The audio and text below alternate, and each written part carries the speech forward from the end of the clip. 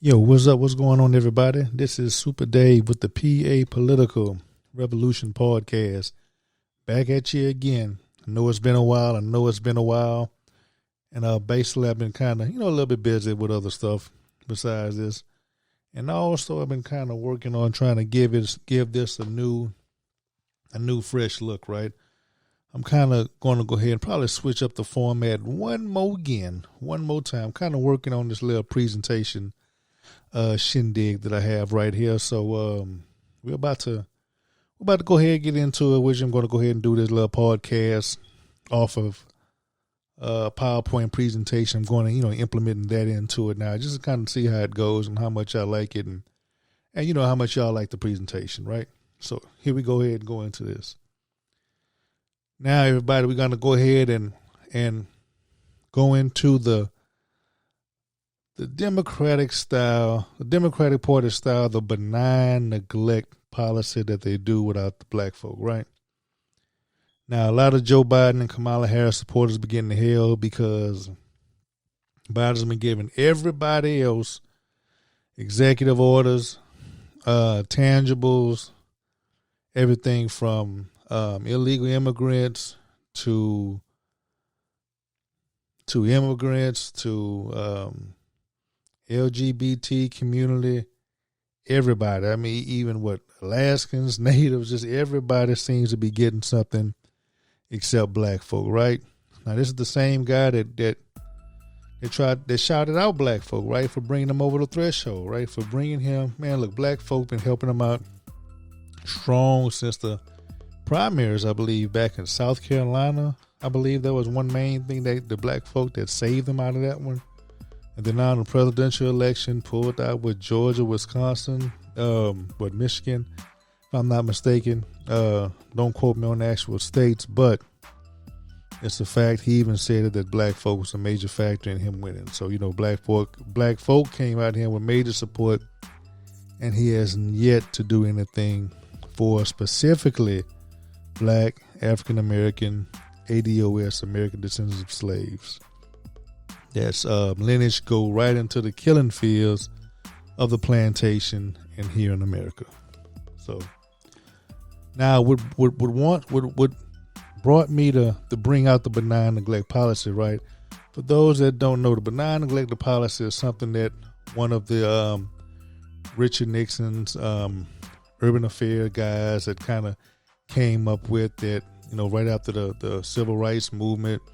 They wanted a time of more black progress and less black talk, so to speak. I'm kind of summing it up. They have like a little, you can Google it up to get the actual verbiage on what they say it is, benign and neglect. But that's pretty much it. It's a policy to not do anything for black folk. Now, what brings me to this, right, is that I had an actual conversation with some people on Facebook, right? In one of the groups, Jefferson County Politics, or, My PA Politics 3, one of them, that you had some people that seem to be Democrats, right?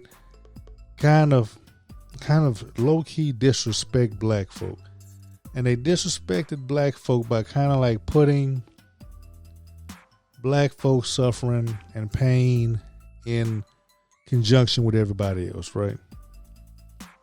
It's like they put black suffering to the Jews, black suffering to women's liberation, everybody else has suffered the same as black folks, when actually black folks have suffered the worst in this country, right? Nobody has been through the close to 400 years from slavery to Jim Crow to segregation to black codes, police brutality, murders, all of these things, lynchings. Nobody has a history of this, right? If I'm not mistaken, black folks one of the only few groups, if not the only group, that have had laws against them. We have actual laws in the books that are against us. So nobody can't compare the suffering of black folks of what they've done. LGBT can't, Jews can't, immigrants can't, Nobody. Now let's go ahead into this conversation, right? Yeah, it was the Jeff Cole Politics and More. I put up a post, right here, Joe Biden. Let's be clear. Transgender equality is the civil rights issue of our time. There is no room for compromise when it comes to basic human rights. So, civil rights, which is known as originally started as a black issue to deal with, black suffering, right? Joe Biden, now this is a thing posted back in January 25th of last year. Not this year, but last year. So we see his stance on this a year ago. Now he comes into the office. Now he's going to completely flip this civil rights issue, right?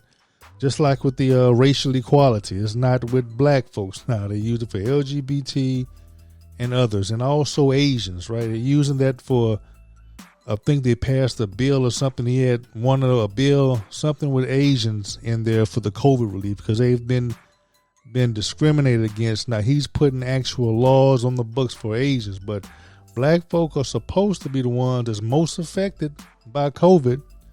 But yet again, you don't have any specific type of legislation, no resources allocated to specifically black folks in dealing with COVID as they do to Asians. Now, my post was this: black folk, this is what we voted for. He flipped the script on civil rights. Originally a black issue, now it's been transformed into an LGBTQIA issue. This is why we have to specify an agenda for ADOS blacks, American descendants of slave blacks here, whose lineage go back to the killing fields of the plantations. LGBTQIA is probably 2% of the population. He's all in. Black people who has a significantly larger population, he tells us to get with the Hispanics. Now, if you haven't heard, go Google up the leaked audio footage with Joe Biden has with the black civil rights leaders. It's about 2 hours conversation of good ideas that black folks, people that so-called black representatives going to Biden talking about something that we need with it. And also Reverend Al Sharpton was a part of that. So these are some things black folks say, hey, we need some of these things to happen for the black community. But yet this doesn't happen, and he didn't have any type of meeting that I know of with illegal immigrants that cannot vote to get some of those tangibles that he has done for them on the executive orders. Now, black folks, why do we vote for Biden again? And don't say we just need to get rid of Trump. A lot of times, unfortunately, black folks, we vote off of emotion. We don't actually vote from getting something. And politics is a quid pro quo. We need to give something to get something, right? We need to get a vote. We need to get some tangibles, legislation while we give our votes. Every other group does this except black folks. Don't know why. Then again, I do know why, because historically, politics has never worked for black folk, right? A lot of times we was out of the mix. We don't really understand what it's for, and we kind of voting for people, personalities that's not actually doing things for us, right? We'll vote for people that start jumping up and down and clapping and singing and dancing. All emotional stimuli is what get black people to vote, unfortunately. So we need to actually look for the tangibles, understand that's nothing wrong with black folks asking something for our tax dollars, asking something for a vote, asking something from these politicians, because everybody else get it except us, right? Now, person who I shall keep nameless, they said, please explain how equality for all diminishes equality for descendants of slaves. While I agree that extra attention should be given to a group of people who have been singled out for discrimination in so many ways, that doesn't lessen the need for protecting the rights of all who have been victims of prejudice and bigotry.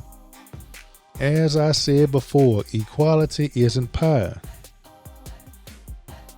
Now, my rebuttal is, the issue is when you have any type of benefits going to black folk, it gets watered down by terms like minorities, people of color, disadvantaged communities, so much so that white women benefits from affirmative action more than anybody else.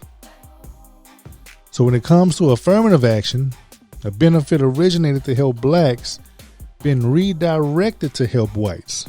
And that further oppresses blacks because it helps the group of people that originally oppressed black people, right?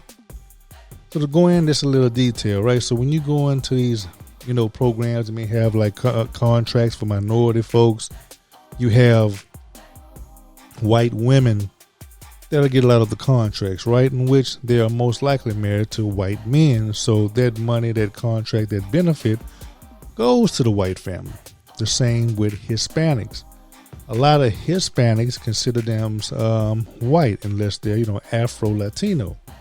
Since Hispanic isn't necessarily a race, but it's an ethnicity, you can have white and black / Afro-Latinos, right? Or Hispanics. So you have a lot of Hispanics come here, claim themselves white, claim to be descendants of Spain, which is in Europe. So they'll also use that to say, hey, I'm white. So that benefit where you may think it's going to a Hispanic is also going to a white Hispanic, male or female. And it also goes to a group of people that consider themselves white. Now you have Native Americans. Originally, Native Americans were dark as me, right? Dark as me or darker than me. A lot of white folks have infiltrated the Dawes Rolls, right? And a lot of people and a lot of whites took over there to get those benefits, and that's what created the term $5 Indians, because they paid $5 to get their names put on the Dawes Roll, so their lineage can be Native American when they probably don't have Native American. Most likely they don't. So, and that's why you see all of these quote unquote Native Americans are literally white, and they don't look like me. They're dark brown skin. They'll look more like what they used to say pale face, more the whiter complexion. So all of these, when initially black, when initially they were going to real Native Americans, a lot of black folks were native to this land and didn't come here on slaves. And also, if you go back into one of those treaties, I forgot what Indian treaty, they kicked out black folks for that. And that's another issue, that black folks need to receive reparations from Indians because they kicked a lot of them out there. I forgot that actual treaty. I have to go ahead and look that up. Something that Dr. Claude Anderson has been working on. Another person who's looking out for black rights, right? So me saying all this is how programs that are originally for black ADOS gets redirected, gets watered down, where it goes to other folks that are not necessarily black, right? Now, this is where the benign neglect kind of comes on in this respect, right? First of all, when I'm talking about specific black issues, they come around civil rights for all and everything for everybody else.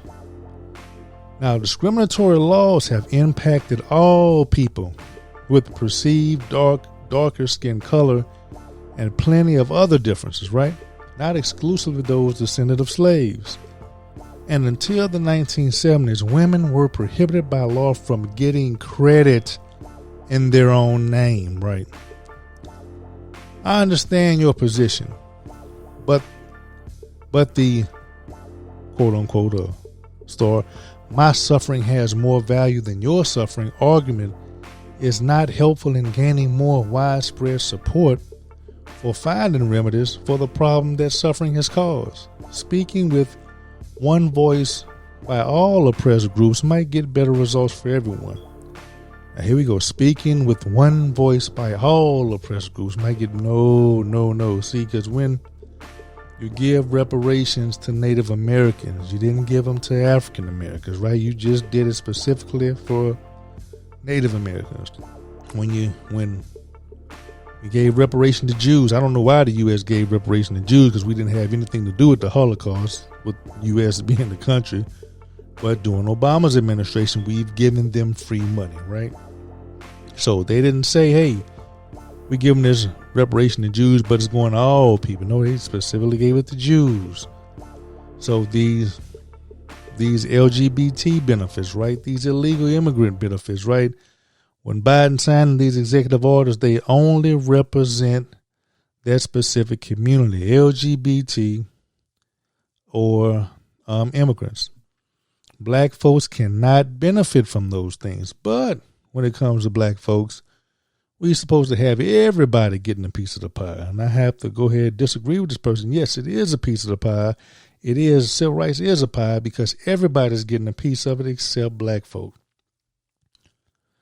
Now, my reply to this is that's more of that democratic, passive-aggressive talk they like to do with blacks. When I'm talking about slavery, you talking about crediting your own damn name. Now, this person up here compares white women suffering by cannot getting credit in their own goddamn name to the killing fields of the plantations, to slavery, to Jim Crow, to segregation, to lynching, the killings, all of that, the Klans, all the disenfranchisement, the killing of the babies, the rape, murder, torture of black folk. This is sick. This is disrespectful. And black folk, we shouldn't really take this dumbass shit, right? Because nobody has been oppressed by us. This is straight trash. This son of a bitch is straight trash for this. Imagine comparing this shit to fucking not getting credit in your own name. And hell, white women owned slaves. When the man died, them slaves went to the damn white women. So that's still some bullshit. You didn't suffer more than us, but they always try to put all of us in that pot, right? All of us in that pot. Now, I'm also saying, when I'm talking about slavery, you're talking about crediting your own damn name. That bull crap is why blacks should leave the Democratic Party and vote with policy. I don't give a damn about widespread support. In other words, white support, right? In other words, you need white vote support or to grab like a coalition. In other words, white folks' approval on black suffering. As we can see, that trash ain't coming up soon. Look, black folk, we can't. See, it's funny, right? It's funny when it's black folks suffering, we need something done. We need to go ahead on and wait. You need to wait about widespread support. You need to wait for other white folks' support. But when white folk feel they're being suffered, they just go storm the whole goddamn Capitol. They go to the Capitol, kill a couple of cops, break in stuff, take over stuff, steal laptops, steal everything else, run down police out of there, destroy the goddamn property of the Capitol. They damn near had a coup on this goddamn country. But black folk, hold on now. Your suffering ain't bad as worse than anybody else, even though you went through more shit. Just you need widespread support. That's what you need to wait on. That's bullshit. All right, here I say thank you for sharing what's really on white folks' mind, right? We need to hear it. People, we need to understand. We need to get out of this love affair that we have with parties. First, it was the Jamaican, half white president, Barack Obama. Now we have a Jamaican and Indian president. I can't know. I'm sorry. I think Barack Obama was Kenyan and white. Yeah, Kenyan, if I'm not mistaken. Whatever, he was an immigrant and white. I think it's Kenyan. My bad. But Kamala Harris is Jamaican and Indian. Claims black sometimes whenever it's convenient for her. But as you see, Biden's executive orders, she has something for the Asian parts of it, right? There's been having discrimination against, have been discriminated against during COVID. Biden has something for her Asian side, but nothing for black folks. So, with this being said, let's go ahead and go deeper to this, right? Let's go deeper. Let me go ahead and try to submit all of this together. The benign neglect policy has been in effect for a long time. Been back since at least Nixon. Now be showing you, be jumping ahead, showing you with Biden. Biden's administration is doing the same thing so far. Don't see anything different from him. Now let's go jump it back about 5 years, right? To Obama. Go back 5 years, 8 years, whenever, but to 2008, 2016. Yeah, 2008. Let's jump back over there when Obama was the actual president, right? Now, if all of you haven't went out there and seen this interview, everybody needs to check out the full interview of Barack Obama on An Imperfect Democracy, Marriage, Pressure, Racism, and what he did for black folks. Now, you know me. I'm going to go ahead and jump in exactly what he did for the black folks. But let me go ahead and give you a breakdown of what I'm about to play for you. Now, during Obama's